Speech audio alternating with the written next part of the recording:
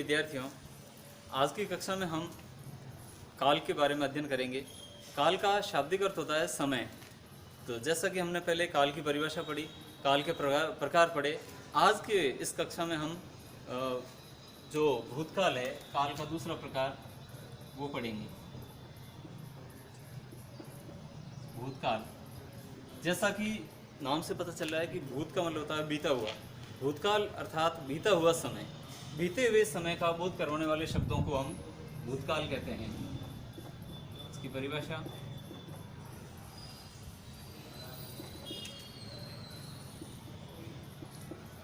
बीते हुए समय का बोध कराने वाले शब्दों को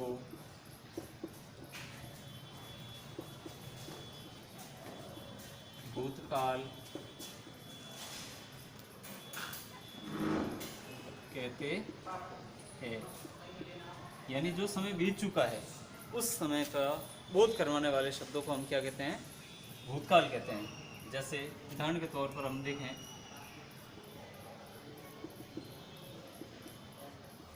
राम खाना खा चुका था, मैं विद्यालय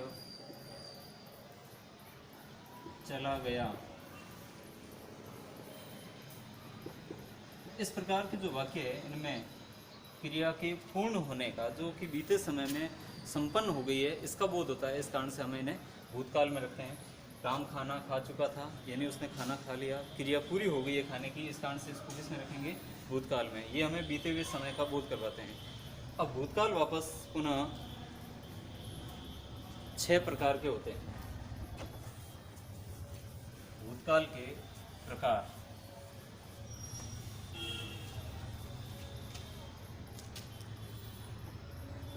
पहला है सामान्य भूत। सामान्य भूतकाल, सामान्य भूतकाल में क्रिया के साधारण रूप से संपन्न होने का बोध होता है। यानी क्रिया किस समय संपन्न हुई, इसका इसमें बोध स्पष्ट रूप से नहीं होता है। इसके लिए उसके साथ में समय बोधक शब्दों को साथ में लिया जाता है, तब ये होता है। सामान्य रूप से क्रिया होने का बोध होता है, वहाँ सामान्य भूतकाल होता है। जैसे वह घर चला गया, पक्षी उड़ता था। इस प्रकार के जो वाक्य होते हैं वो सामान्य भूतकाल के वाक्य कहलाएंगे। दूसरा होता है जो होता है आसन्न भूत। दूसरा इसका प्रकार आसन्न भूत। आसन्न का मतलब होता है नज़दीक, पास में ही। तो यहाँ पर आसन्न भूत का अर्थ हो गया कि वह भूतकाल की क्रिया, वह भूतकालिक क्रिया जिसमें कार्य वर्तमान काल में प्रारंभ होकर, वर्तमान काल में शुरू होकर अभी अभी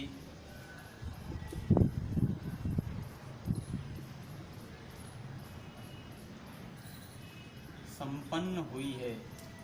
वह क्रिया जिसमें कार्य वर्तमान काल में शुरू होकर अभी अभी संपन्न हुआ है, उससे हम किस में रखेंगे? आसन्न भूत में, यानी नज़दीकी में ही। अभी अभी क्रिया शुरू हुई थी और शुरू तो हुई है वर्तमान काल में, लेकिन अभी अभी जो संपन्न हुई है, पूरी हुई है, उसे हम किस में रखेंगे? आसन्न भूतकाल में। इसके उदाहरण,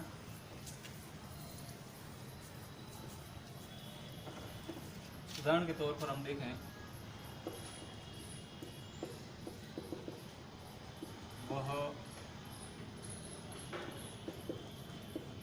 आज ही गांव से आया है। तो यहाँ पर देखा जाए तो आज ही गांव से आया है, आने की क्रिया संपन्न हो गई है। इस कारण से इसको अपन आसन भूत में रखेंगे। अभी भी वो आया है, इस वर्तमान काल में ही इसका जो कार्य वर्तमान काल में स्टार्ट होकर भूतकाल में संपन्न होता है, अभी भी संपन्न हुआ है। तो हम क्या करेंगे, कहेंगे आज ही गांव से आया है, तो कार्य आने का पूरा हो गया है। इस कारण से इसको रखेंगे आसन भूत में। ऐसे भी और हो सकते हैं, जैसे मैंने खाना खा लिया है तो वो भी खाने का काम पूरा हो गया है। ऐसे तीसरा होता है पूर्ण भूत। भूतकाल में तीसरा प्रकार है जो कि है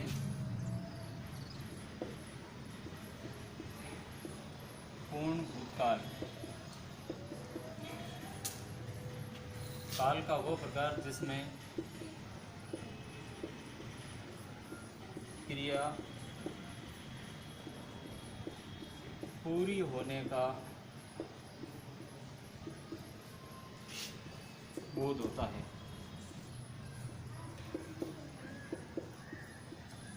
क्रिया संपन्न हो चुकी है, पूर्ण हो चुकी है, उसका हमें इसमें बोध होता है, उसे हम पूर्ण भूत में रखेंगे। उदाहरण के तौर पर जैसे अपन कह सकते हैं कि वह घर जा चुका था। जैसे दूसरा इसका उदाहरण ले सकते हैं, मैं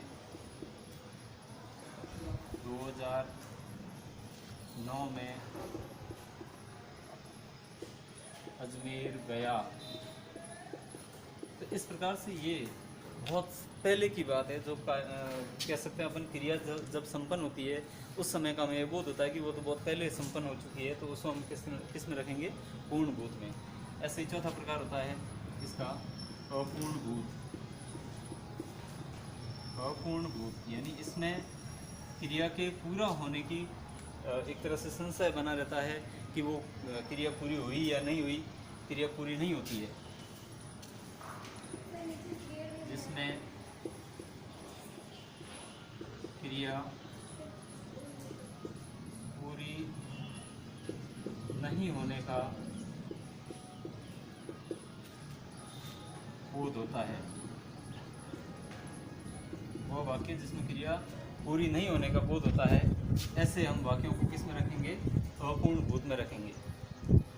जैसे अपन उदाहरण के तौर पर इसका कह सकते हैं कि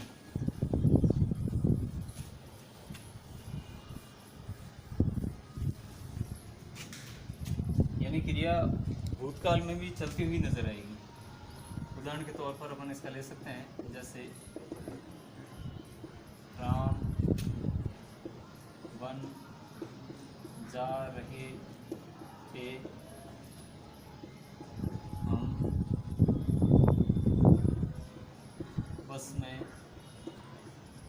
बैठ रहे थे। यानी ये भूतकाल का बोध हो रहा है, लेकिन उस समय क्रिया आज देखा जाए, इस समय जब बात कर रहे हैं तो इस समय ये लग रहा है कि ये क्रिया पहले संपन्न हो चुकी है। इस कारण से इसको अपूर्ण भूत में रखेंगे। अगला होता है जो इसका प्रकार पांचवा है, संदिग्ध भूत।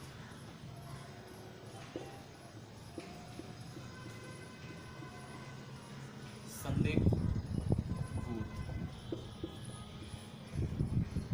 संदिग्ध भूत में क्रिया के संपन्न होने में, क्रिया के पूरा होने में संदिग्धता रहती है। संदिग्धता या फिर अपन कह सकते हैं संशय। संशय रहता है कि क्रिया भूतकाल में ही पूरी हुई या नहीं हुई, ये अपन पूर्ण रूप से नहीं कह सकते।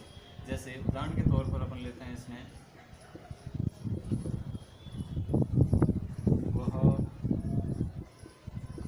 खाना पका चुका होगा।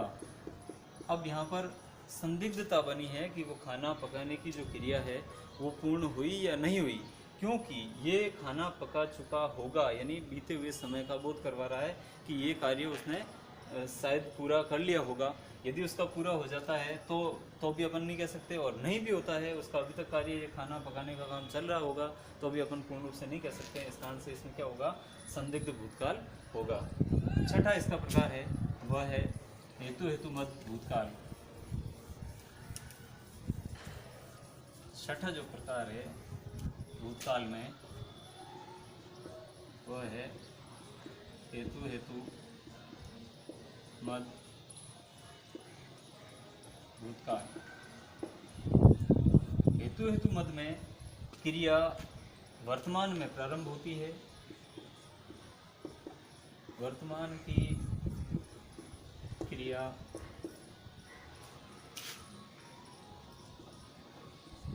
पूरी नहीं होगी जब तक भूतकालिक क्रिया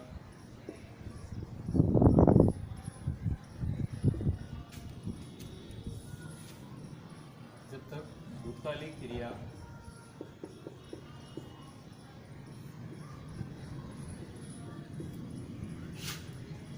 पूरी नहीं होगी।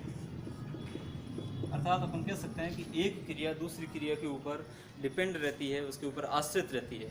जब तक एक क्रिया पूरी नहीं होगी तब तक दूसरी नहीं हो सकती। पहली क्रिया संपन्न नहीं होने के कारण दूसरी क्रिया भी संपन्न होने में बाधा उत्पन्न होती है।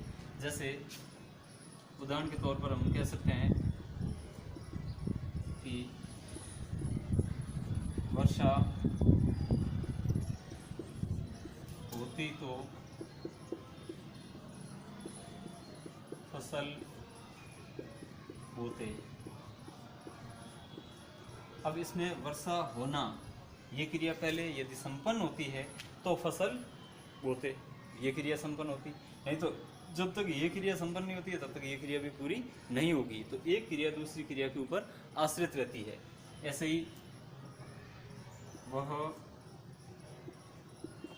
पढ़ता तो सफल होता, ये भी बीते हुए समय का बोध करवा रहे हैं।